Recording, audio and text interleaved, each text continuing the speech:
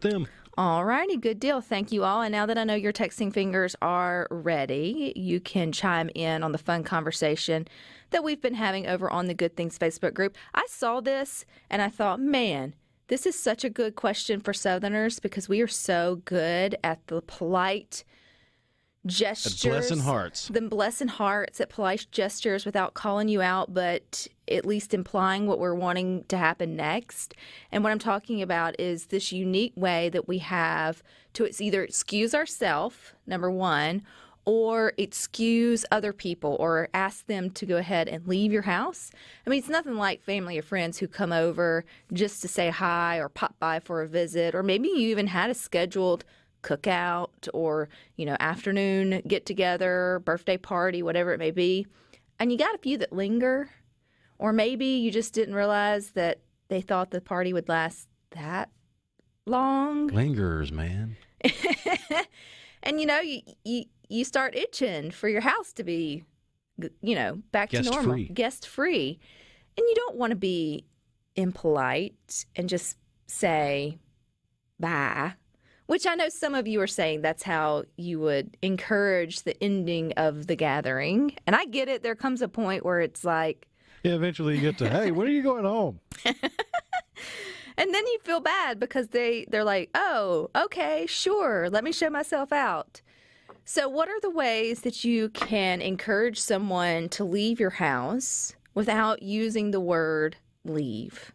What are those polite, just Southern ways to imply to someone, all right, wrap it up, it's time to go? So for me, it would totally be something to the point of, well, better get the baby down for a nap or to go to bed. That signals to your guest, like, we need to transition this on out. We'll catch up with you later. Ryno, you do not have children to sort of throw this. Yeah, I don't have that to use as an excuse. But it's been a while since I've thrown a house party. But the way I would wind down a house party, if it wasn't one of those that would just go till dawn and we realize, oh, no. But if I'm actually trying to get some sleep, I just start cleaning up. You just get a garbage bag and start walking around and picking. So either you're going to help or you're going to get out. So Josh texted in and said, just start cleaning. And someone else said, I just want to thank y'all so much for coming by. It was a blast. That's a great way to be like, man, this has been so much fun. Thank you for taking the time to be here. And, maybe you would get the hint. Josh from Dennis says, y'all lock up when y'all get done. That's when you know it's family. That's when you've got family over and you're like, look, y'all chit chat, carry on. Here's the key. Just go on, let yourself out. I'm headed off to bed. Someone said you don't have to go, but you can't stay here.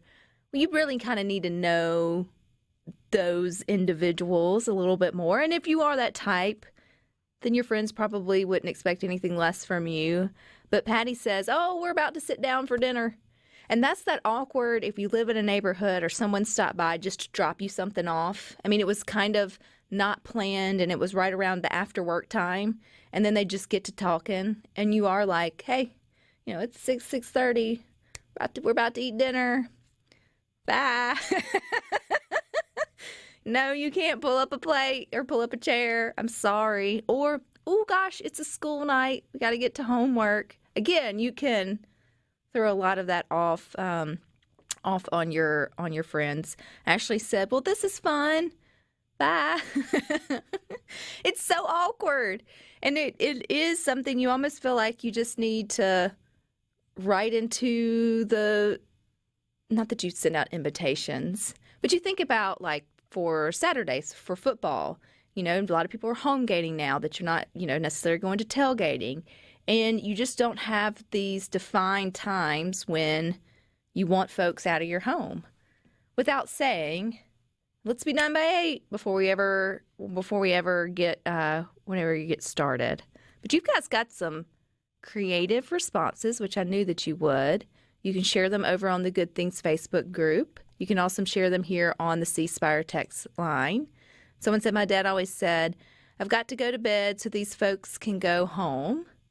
There is, you kind of, when one person starts to make then you realize it's like a chain reaction. Once one finally breaks the bread to go, Oh, okay. And you almost wonder if guests are waiting for that one person to like pick up their purse or go ahead, especially at birthday parties.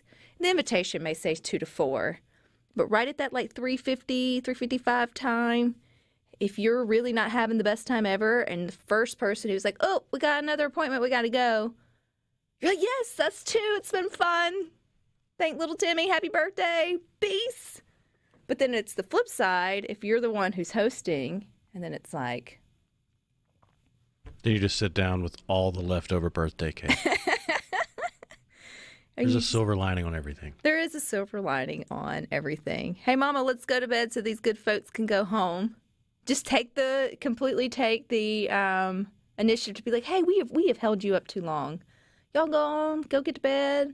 We'll catch up next time.